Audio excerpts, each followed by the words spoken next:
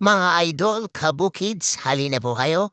Samahan niyo po ako magluto tayo ng masarap na sabaw ng ginisang halaan.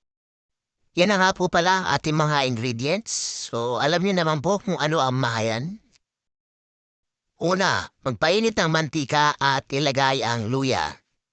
Sabi ko nga po sa unang video, nilalagyan natin ng luya para maalis po ang lansa.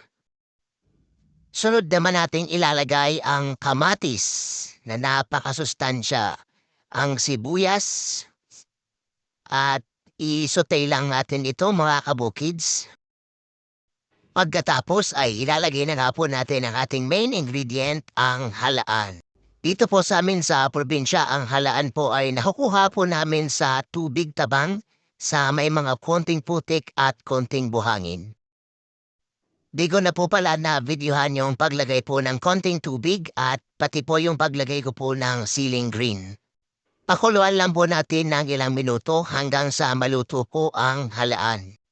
At syempre, wag niyo pong kakalimutan na haluin para uniform po ang pagkakaluto, hindi lang po yung nasa ilalim ang naluluto. Konting kaalaman lang tayo mga kabukids, alam niyo po ba na ang halaan ay mayaman sa vitamin B12, vitamin C, protein, iodine, iron, at omega-3 fatty acids. So eto na nga mga kabukids, natimplahan ko na po siya ng mga pampalasa at eto na po ang ating finished product.